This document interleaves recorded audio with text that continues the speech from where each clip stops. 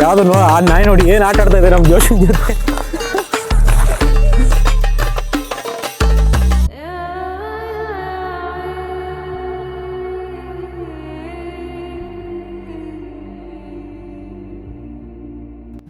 ಇತಿಹಾಸದ ಪ್ರಕಾರ ಟಿಪ್ಪು ಸುಲ್ತಾನ್ ಒಬ್ಬ ಕ್ರೂರಿಯಾಗಿದ್ದಾನಂತ ಬ್ರಿಟಿಷರ ಕೆಲವು ದಾಖಲೆಗಳು ಮತ್ತು ಇನ್ನಿತರ ದಾಖಲೆಗಳು ತಿಳಿಸ್ಕೊಡುತ್ತೆ.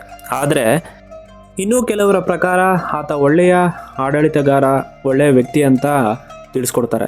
ಆದರೆ ಆತ ರಾಜಕೀಯವಾಗಿ ಕೆಲವು ಚರ್ಚ್ಗಳನ್ನು ಮತ್ತು ದೇವಸ್ಥಾನಗಳನ್ನು ಕೆಡವಿ ಹಾಕಿರೋದನ್ನ ನಾವು ಇತಿಹಾಸದಲ್ಲಿ ನೋಡ್ಬೋದು. ಆದರೆ ಅದೇ ರೀತಿ ಆತ ಕೆಲವು ದೇವಸ್ಥಾನಗಳಿಗೆ ಭೂಮಿಯನ್ನು ದಾನ ಮಾಡಿರೋದು ಸಹ ದಾಖಲೆಗಳಿವೆ. 9 ಕಾಲಾಗಿದೆ, ಆದರೂ ಮಂಜು ಬೀಳ್ತಾ ಇದೆ. ಬಂಗಾಳಕೊಲ್ಲಿಯಲ್ಲಿ ವಾಯುಭಾರ ಕುಸಿತ ಆಗಿ ಇಲ್ಲಿ ತುಂಬ ಒಂಥರ ಇಲ್ಲೂ ಸಹ ಮಳೆ ಬೀಳ್ತಾ ಇದೆ ಲೈಟಾಗಿ. ಮೋಸ್ಟ್ಲಿ ಅಲ್ಲಿ ಟಿಕೆಟ್ ತೊಗೋಬೇಕು ಅನಿಸುತ್ತೆ. ಹೌದು, ಟಿಕೆಟ್ ಕೌಂಟ್ರು. ಸೊ ಅಲ್ಲಿ ಹೋಗಿ ಬರೋಣ. ಇಲ್ಲಿ ಕ್ಯಾಶ್ ಪೇಮೆಂಟ್ ಇಲ್ಲ.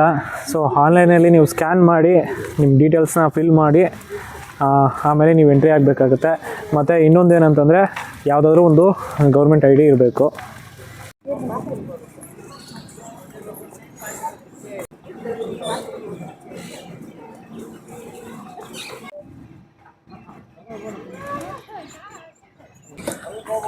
ಇದು 1784ರಲ್ಲಿ ನಿರ್ಮಾಣ ಮಾಡಿದಂಥ ಒಂದು ಟಿಪ್ಪುವಿನ ಒಂದು ಸಮ್ಮರ್ ಪ್ಯಾಲೇಸ್ ಆಗಿದೆ. ಇದೇ ಸಮ್ಮರ್ ಪ್ಯಾಲೇಸಲ್ಲಿ ಟಿಪ್ಪುವಿನ ಎಲ್ಲ ಆಡಳಿತ ಏನಾದರೂ ಸಭೆ ನಡಿಬೇಕಾದ್ರೆ ಇಲ್ಲೇ ನಡೀತಾ ಇದ್ದಿತ್ತು. ಅಷ್ಟೇ ಅಲ್ಲ, ಇಲ್ಲಿ ಇದೇ ಶ್ರೀರಂಗಪಟ್ಟಣ ಅವನ ರಾಜಧಾನಿ ಆಗಿತ್ತು. ಅಷ್ಟೇ ಅಲ್ಲ, ಇಲ್ಲಿ ವಿಜಯನಗರ ಸಾಮ್ರಾಜ್ಯ ಸಹ ಅವರ ಆಳ್ವಿಕೆಗೂ ಸಹ ಇದು ಒಳಪಟ್ಟಿತ್ತು. ಆಮೇಲೆ ಮೈಸೂರು ಸಂಸ್ಥಾನಕ್ಕೂ ಸಹ ಇದು ಒಳಪಟ್ಟಿತ್ತು. 1799ರಲ್ಲಿ ಟಿಪ್ಪುವಿನ ಮರಣ ನಂತರ ಇದು ಬ್ರಿಟಿಷರ ಕೈವಶ ಆಗುತ್ತೆ. ಇದಕ್ಕೆ ಇನ್ನೊಂದು ಹೆಸರಿದೆ, ದರಿಯಾ ದೌಲತ್ ಅಂತ. ದರಿಯಾ ದೌಲತ್ ಅಂತಂದರೆ ಸಮುದ್ರದಷ್ಟು ಐಶ್ವರ್ಯ ಹೊಂದಿರುವಂಥ ಒಂದು ಪ್ಯಾಲೇಸ್ ಆಗಿದೆ. ನೀವು ನೋಡ್ಬೋದು, ಎಲ್ಲಿ ನೋಡಿದ್ರೂ ದೊಡ್ಡದಾದಂಥ ಒಂದು ಆವರಣ ಇದೆ. ಇಲ್ಲಿ ಒಳಗೆ ಮ್ಯೂಸಿಯಂ ಸಹ ಇದೆ. ಮ್ಯೂಸಿಯಂ ಸಾಧ್ಯ ಆದರೆ ನಾನು ತೋರಿಸ್ತೀನಿ, ಬನ್ನಿ.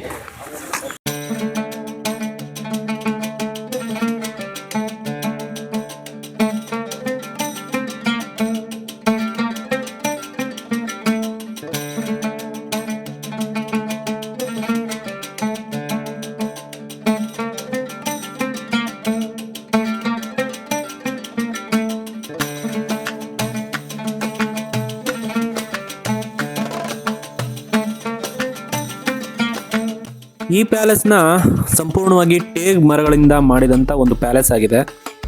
ಇಲ್ಲಿ ನನಗೆ ತುಂಬ ಅಟ್ರಾಕ್ಟ್ ಅನಿಸಿದ್ದು ಇಲ್ಲಿನ ಚಿತ್ರಪಟಗಳು ತುಂಬ ಚೆನ್ನಾಗಿದೆ.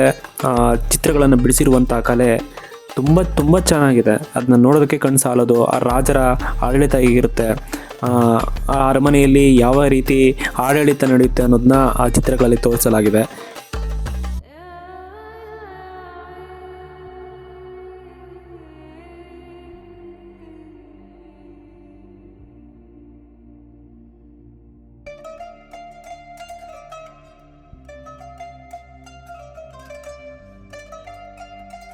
ಇನ್ನು ಒಳಗಡೆ ಒಂದು ಚಿಕ್ಕದಾದಂಥ ಒಂದು ಮ್ಯೂಸಿಯಂ ಇದೆ. ಈ ಮ್ಯೂಸಿಯಮಲ್ಲಿ ಟಿಪ್ಪುವಿನ ವಂಶಸ್ಥರ ಬಗ್ಗೆ ಎಲ್ಲ ತಿಳಿಸ್ಕೊಡಲಾಗಿದೆ. ಅವರ ಆಡಳಿತದ ಬಗ್ಗೆ ತಿಳಿಸ್ಕೊಡಲಾಗಿದೆ. ಅವರ ತಂದೆ ಹೈದರ್ ಅಲಿ ನಮ್ಮ ಕೋಲಾರ ಜಿಲ್ಲೆಯ ಬೂದಿಕೋಟೆಯವರು. ಟಿಪ್ಪು ಸುಲ್ತಾನು ದೇವನಹಳ್ಳಿಯಲ್ಲಿ ಹುಟ್ಟುತ್ತಾರೆ, ಬೆಂಗಳೂರಿನ ದೇವನಹಳ್ಳಿಯಲ್ಲಿ ಹುಟ್ಟುತ್ತಾರೆ. ಸೊ ಅದ್ರ ಬಗ್ಗೆ ಎಲ್ಲ ತಿಳಿಸ್ಕೊಡಲಾಗಿದೆ. ನೀವಿಲ್ಲಿ ನೋಡ್ತಾ ಇರೋದು ಕಾಯಿನ್ಸು ಮತ್ತು ಅವರ ಕಾಲದಲ್ಲಿ ಉಪಯೋಗಿಸ್ತಿದ್ದಂಥ ಸೋಫಾ ಸೆಟ್ಗಳು ಇವೆಲ್ಲ. ಟಿಪ್ಪುವಿನ ಕಾಲದಲ್ಲಿ ಅನೇಕ ಒಳ್ಳೆಯ ಕೆಲಸಗಳನ್ನು ಅವ್ರು ಮಾಡಿರೋದನ್ನ ನಾವು ನೋಡ್ಬೋದು. ಸುಮಾರು 33 ಕಾರ್ಯಗಳು ಮಾಡಿದ್ದಾರೆ. ಅದನ್ನೆಲ್ಲ ಅಲ್ಲಿ ಮೆನ್ಷನ್ ಮಾಡಿದ್ದಾರೆ, ಅವ್ರು ಏನೇನು ಮಾಡಿದ್ದಾರೆ ಅಂತ.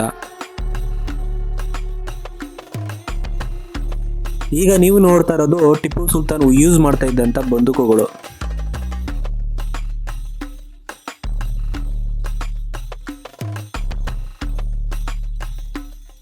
ಇದೆಲ್ಲ ಅವರು ಉಪಯೋಗ ಮಾಡ್ತಿದ್ದಂಥ ಖಡ್ಗಗಳು. ಇದು ಟಿಪ್ಪು ಸುಲ್ತಾನ್ ಯೂಸ್ ಮಾಡ್ತಾ ಇದ್ದಂಥ ರೇಷ್ಮೆಯ ಉಡುಗೆ.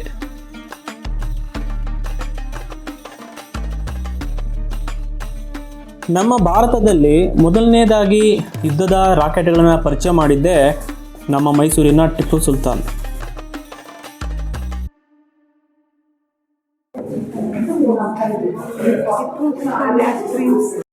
ಇಲ್ಲಿ ನೀವು ನೋಡ್ತಾ ಇರೋದು ಟಿಪ್ಪು ಸುಲ್ತಾನ್ ಅವ್ರ ಮಕ್ಕಳು ಇವರೆಲ್ಲ.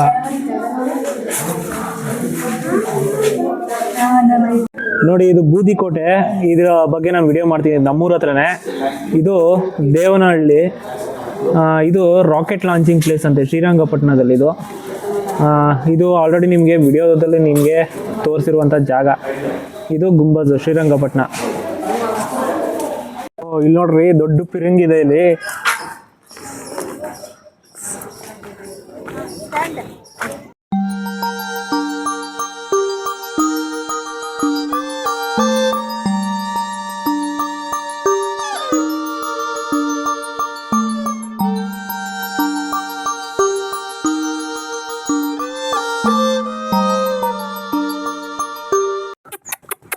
ಬರಲೆ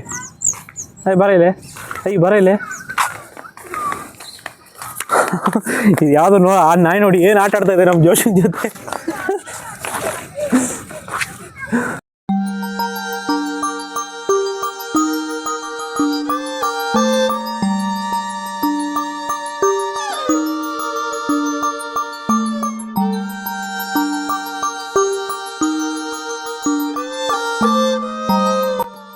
ಸಮ್ಮರ್ ಪ್ಯಾಲೇಸಿಂದ ಸುಮಾರು 3 ಕಿಲೋಮೀಟರ್ ದೂರದಲ್ಲಿ ನಿಮ್ಗೆ ಸಿಗೋದೆ ಟಿಪ್ಪು ಮಡಿದಂಥ ಜಾಗ.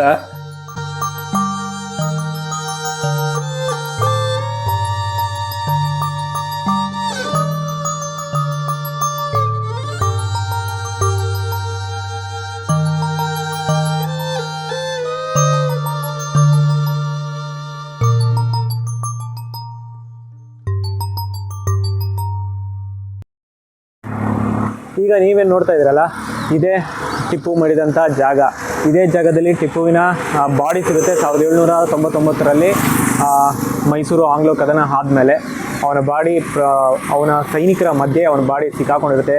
ಮತ್ತು ಅದನ್ನು ಹುಡುಕಿ ಮತ್ತೆ ತೊಗೊಂಡೋಗಿ ಶ್ರೀರಂಗಪಟ್ಟಣದ ಗುಂಬಜಲ್ಲಿ ಸಮಾಧಿ ಮಾಡ್ತಾರೆ. ಮುಂದಿನ ವಿಡಿಯೋದಲ್ಲಿ ನಾನು ಖಂಡಿತವಾಗಿ ಗುಂಬಜ್ನ ತೋರಿಸ್ತೀನಿ. ನೋಡ್ರಲ್ಲ, ಇದಾಗಿತ್ತು ಟಿಪ್ಪು ಸುಲ್ತಾನನ ಒಂದು ಸಮ್ಮರ್ ಪ್ಯಾಲೇಸು ಮತ್ತು ಅವನ ಮಡಿದಂಥ ಸ್ಥಳ. ಸೊ ಐ ಹೋಪ್ ನಿಮಗೆ ಈ ವಿಡಿಯೋ ಇಷ್ಟ ಆಗಿದೆ ಅಂದ್ಕೊಂಡಿದ್ದೀನಿ. ಸೊ ಇಷ್ಟ ಆಗಿದ್ರೆ ದಯವಿಟ್ಟು ಲೈಕ್ ಮಾಡಿ, ಸಬ್ಸ್ಕ್ರೈಬ್ ಮಾಡಿ. ಸೊ ಮತ್ತೊಂದು ಜಾಗದಲ್ಲಿ ಮತ್ತೊಮ್ಮೆ ನಾನು ನಿಮ್ಮನ್ನ ಭೇಟಿ ಆಗ್ತೀನಿ. ಅಲ್ಲಿವರೆಗೂ ನಾನು ನಿಮ್ಮ ರಜನೀಶ್. ಬಾಯ್ ಬಾಯ್.